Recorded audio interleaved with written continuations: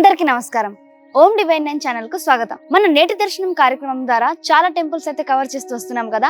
So ఈ రోజు మన నేటి దర్శనం సిరీస్ లో బంజారా హిల్స్ లో శ్రీ వెంకటేశ్వర దేవాలయంకి దర్శనం చేసుకోవడానికి వచ్చేసాం. ఇక్కడ చాలా గుళ్ళు అయితే ఉన్నాయి. ఈ టెంపుల్ లో ఎక్కడ లేని విధంగా వీర బ్రహ్మేంద్ర స్వామి టెంపుల్ కూడా ఉంది. ఇంకా లేట్ చేయకుండా దర్శనం చేసుకుందాం.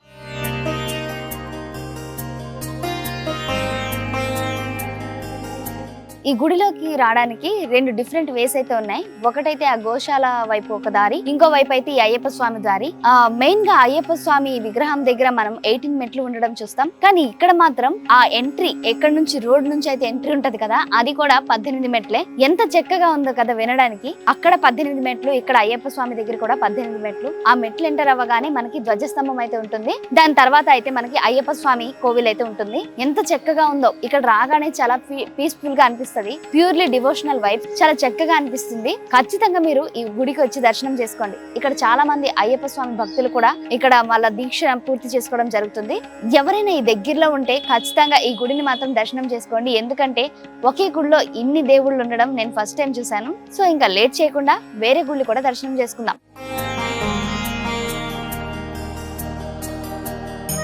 ముందైతే ఈ టెంపుల్లో అయ్యప్ప స్వామి దర్శనంకి అయితే నేను వచ్చేసాను.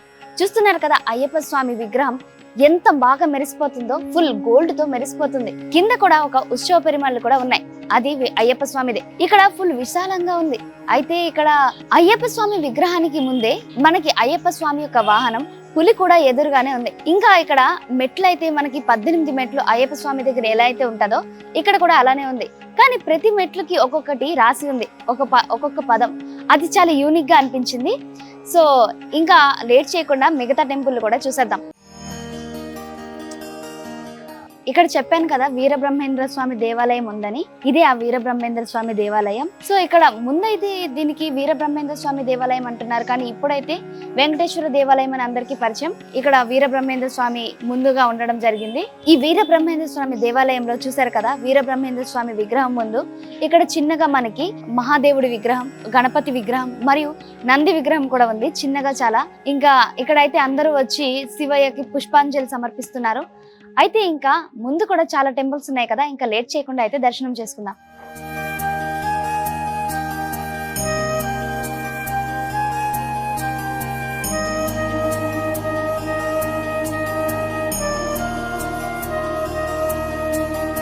చెప్పాను కదా ఆంజనేయ స్వామి దేవాలయం అని, అది ఇదే. సో నేనైతే ఆంజనేయ స్వామిని దర్శనం చేసుకున్నాను. ఎంత చక్కగా ఉందో ఆంజనేయ స్వామి విగ్రహం. చూడడానికి 2 కళ్ళు సరిపోవట్లేదు. నిజంగా దర్శనం చేసుకుంటే చాలా మైండ్ అంతా పీస్ఫుల్గా అనిపించింది. ఇక్కడ ఎదురుగానే ఆంజనేయ స్వామికి వాహనమైన కేమల్ కూడా ఉంది, అదే ఒంటి. అయితే ఇక్కడ చాలా మంది వచ్చి ప్రదక్షిణలు అన్ని చేసుకుంటున్నారు. ఇక్కడ ఆంజనేయ స్వామి విగ్రహం గురించి మాట్లాడుకోవాలి. ఈ విగ్రహం చూస్తే ప్యూర్ రాతితో చేసినట్టు ఉంది. ఎంత అంటే అందుకే కావచ్చు ఇంత చల్లగా ఉంది ఇక్కడ. ఇది ఎందుకంటే ఇది హిల్స్ కాబట్టి ఖచ్చితంగా చల్లగానే ఉంటుంది. కానీ ఈ గుడిలో ఇంకా చాలా ప్రశాంతంగా చల్లగా, అంటే మనసంతా ప్రశాంతంగా ఉంది. సో ఇంకా లేట్ చేయకుండా మిగతా టెంపుల్స్ కూడా దర్శనం చేసుకుందాం. చూస్తున్నారు కదా వీరబ్రహ్మేంద్ర స్వామి విగ్రహం ఎంత చక్కగా ఉందో. ఇక్కడ అంటే హిల్స్ పైన ఆంజనేయ స్వామి విగ్రహం పైకి వస్తే ఇక్కడ రాళ్ల పైన ఇక్కడ వీరబ్రహ్మేంద్ర స్వామి విగ్రహం ఉండడం జరిగింది. చూసారు కదా ఎంత బాగుందో విగ్రహం. అంటే చాలా కూల్ గా ఇక్కడ నిజంగా చూస్తే వీరబ్రహ్మేంద్ర స్వామి నిజంగా ఇక్కడ ధ్యానం చేశారా అన్నట్టు అనిపిస్తుంది. ఇంకా లేట్ చేయకుండా మిగతా గుళ్ళు కూడా దర్శనం చేసుకుందాం. ఈ ఆంజనేయ స్వామి కోవిల్ అని చెప్పాను కదా, దాని వెనకతలే ఇక్కడ నాగేంద్ర స్వామి మరియు నాగదేవత యొక్క విగ్రహాలు అయితే ఉన్నాయి. ఇక్కడ చాలా మంది వచ్చి అయితే ప్రదక్షిణ చేసుకుంటున్నారు. అయితే ఇంకా లేట్ చేయకుండా మిగతా టెంపుల్స్ కూడా దర్శనం చేసుకుందాం. ఈ గుడికి సెంటర్ లో అయితే మర్రి చెట్టు కింద శ్రీకృష్ణుడు విగ్రహం అయితే ఉంది. చూస్తున్నారు కదా, శ్రీకృష్ణుడు నీలిరంగం శ్రీకృష్ణుడు. అంటే మనం శ్రీకృష్ణుడిని నీలి రంగుతో పోలుస్తాం కదా, సో అందుకే ఇక్కడ నీలి రంగుతో విగ్రహం చేపించారు. ఎంత చక్కగా ఉందో. మరి ఇక్కడ చిన్న చిన్న విగ్రహాలు కూడా ఉన్నాయి. అది మన మహాదేవుడిది, అలా చిన్న ఫొటోస్ కూడా అలా పెట్టారు. ఎంత బాగుందంటే విగ్రహం, చాలా అంటే చూడడానికి 2 కళ్ళు సరిపోవట్లేదు. చాలా అంటే చాలా బాగుంది. ఇంకా లేట్ చేయకుండా మిగతా కూడా దర్శనం చేసుకుందాం.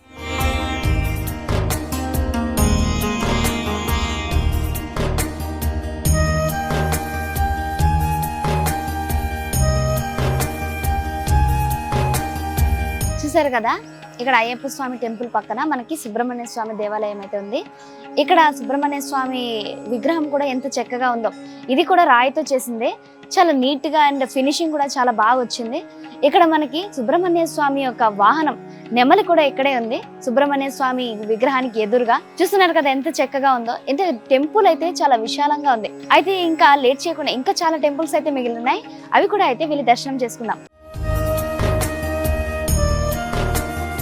ఓం నమో వెంకటేశాయ. ఇక్కడ మనకి సుబ్రహ్మణ్య స్వామి దేవాలయం వెనక్కి లక్ష్మీనారాయణ దేవాలయం అయితే ఉంది. చూస్తున్నారు కదా ఎంత చక్కగా ఉందో.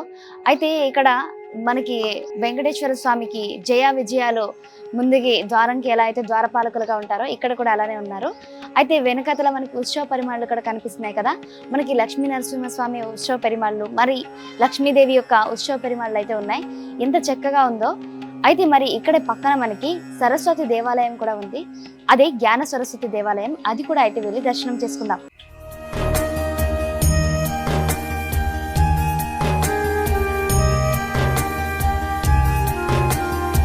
ఇక్కడ లక్ష్మీనారాయణ దేవాలయం పక్కనే జ్ఞాన సరస్వతి దేవాలయం కూడా ఉంది. చూస్తున్నారు కదా, ఇదే ఆ సరస్వతి మాత దేవాలయము.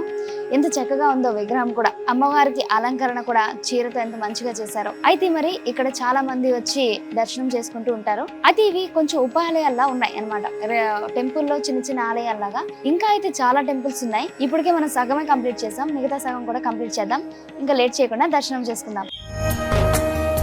ఈ పైనే మనకి మహాదేవుడి ఆలయం కూడా ఉంది. దాని పైకే వెళ్ళిపోతున్నాను నేను.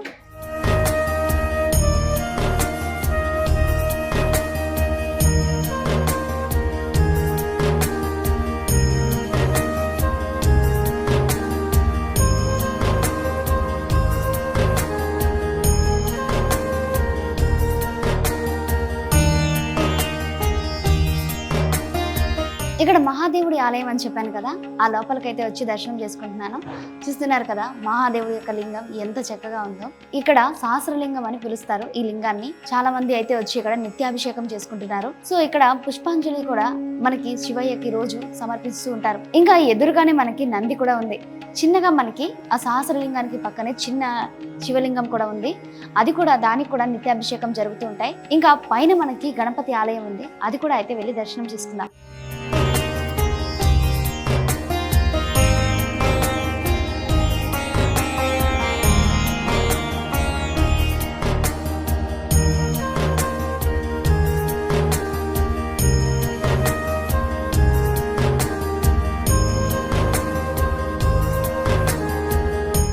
ఇందాక మనం మహాదేవుడి దర్శనం చేసుకున్నాం కదా, పైకి వస్తే ఇక్కడ శ్రీ మహాగణపతి దేవాలయం ఉంది. ఇక్కడ చూస్తున్నారు కదా మహాగణపతి విగ్రహం ఎంత చక్కగా ఉందో. ఎదురుగానే మనకి వాహనమైన మూషికం కూడా ఉంది. ఇక్కడ చాలా పీస్ఫుల్ గా ఉంది. ఇందాక చెప్పాం కదా అది ఎంట్రీ ఆ గుడి యొక్క. ఇక్కడ నుంచి ఫుల్ టాప్ లెవెల్లో ఈ గుడే ఉంది. ఫస్ట్ ఆఫ్ ఆల్ మనకి మహాదేవుడి దేవాలయం ఉంది, తర్వాత వచ్చేస్తే పైకి ఇక్కడ మనకి గణపతి దేవాలయం అయితే ఉంది.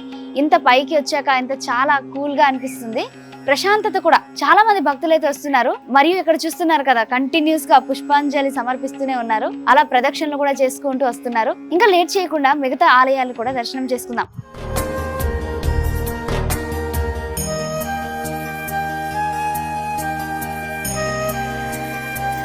చెప్పాను కదా ఇది సాయిబాబా దేవాలయం. ఇక్కడ ఎంట్రీలోనే స్టార్టింగ్ లోనే ఉంటుంది. ఎంత పెద్దగా ఉందో దేవాలయం. అయితే ముందుకు వెళ్దాం.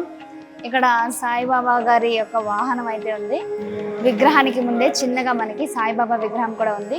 అక్కడ నిత్య పూజలు జరుపుకుంటుంటున్నారు. ఇక్కడ విశాలంగా ఉంది కదా. ప్రతి గురువారం ఇక్కడ మనకి అన్నదానం కూడా జరుగుతుంది. ఇక్కడ ప్రతిరోజు సాయిబాబా గారికి హారతి కూడా జరుపుకుంటారు. సో ఇక్కడే మనకి ఎదురుగానే వినాయక స్వామి మరియు దత్తాత్రేయ స్వామి యొక్క చిన్న చిన్న విగ్రహాలు కూడా ఉన్నాయి. మరి విగ్రహాన్ని విషయానికి వస్తే సాయిబాబా గారి విగ్రహం ప్యూర్ పాలరాతితో చేశారు. మరి అక్కడ సింహాసనం గోల్డ్ ప్లేటెడ్ తో ఉంది. ఎంత చక్కగా ఉందో ఆ విగ్రహం కూడా. ఆ సింహాసనం యొక్క స్ట్రక్చర్ అయితే చాలా బాగుంది. రెండు సింహాల మధ్యలో సాయిబాబా గారి విగ్రహం ఎంత చక్కగా ఉందో, చూడముచ్చటగా ఉంది. ఇంకోటి చెప్పడం మర్చిపోయాను ఏంటంటే వెనకతల మనకి శ్రీరాముల వారి విగ్రహం కూడా ఉంది వెనకతల. అది కూడా నేను వెళ్ళి మీకు చూపిస్తాను. ఇంకా లేట్ చేయకుండా దర్శనం చేసుకుందాం. పక్కనే మనకి గోశాల కూడా ఉంది. దాని పక్కన చిన్న శ్రీకృష్ణుడి వాళ్ళ విగ్రహం కూడా ఉంది. అది కూడా అయితే వెళ్ళి దర్శనం చేసుకుందాం. ఫస్ట్ ఆఫ్ ఆల్ అయితే ఇక్కడ దర్శనం చేసుకుందాం.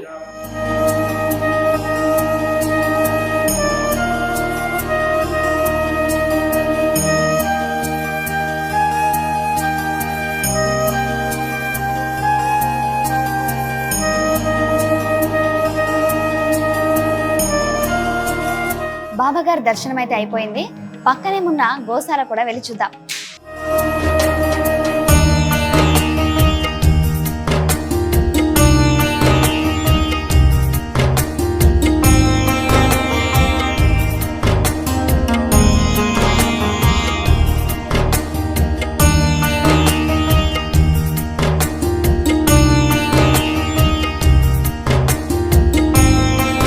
ఈ మూగజీవులకైతే ఇక్కడ ఫుడ్ గా ఇక్కడ చాలా దానాలు అయితే పెట్టడం జరుగుతుంది.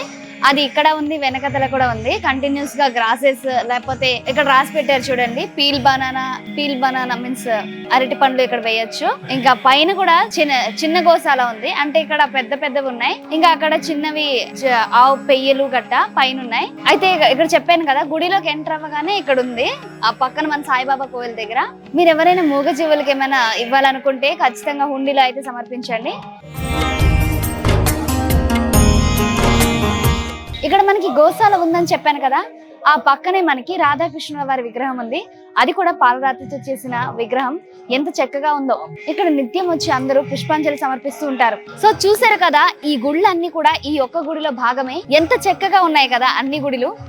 ప్రతి గుడికి ప్రత్యేకమైన స్థానం అయితే ఉంది. అవి ఎంటర్ అవ్వగానే ఒక గోశాల, చాలా ప్యూర్ డివోషనల్ వైబ్, చాలా బాగుంది. ఇంకా ఇక్కడ అయ్యప్ప స్వామి యొక్క దీక్షలు కూడా జరుగుతూ ఉంటాయి. ఇక్కడ ప్రతిరోజు అన్నదానం జరుగుతుంటది. మెయిన్లీ ఇలాంటి గుళ్ళు అయితే ఖచ్చితంగా మనం డెవలప్ అవ్వాలని కోరుకుందాం.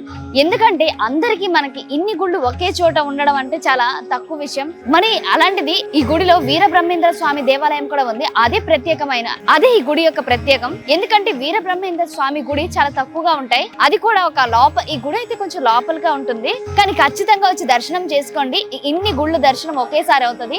అన్ని దేవుళ్ళ అనుగ్రహం కూడా ఒకేసారి పొందవచ్చు. ఈ గుడి యొక్క అడ్రస్ అయితే Banjara Hills road number 12, Shri Venkateswara దేవాలయం. సో మరో మంచి గుడితో మళ్ళీ కలుద్దాం. అంతవరకు చూస్తూనే ఉండండి ఓం డివైన్ 9. మరి ఈ వీడియో మీకు నచ్చినట్లయితే లైక్ చేయండి, మరియు మీ ఫ్రెండ్స్ అండ్ ఫ్యామిలీకి షేర్ చేయండి, మరియు సబ్స్క్రైబ్ చేయడం మర్చిపోకండి. మరో ఇంట్రెస్టింగ్ టెంపుల్ తో మళ్ళీ కలుద్దాం.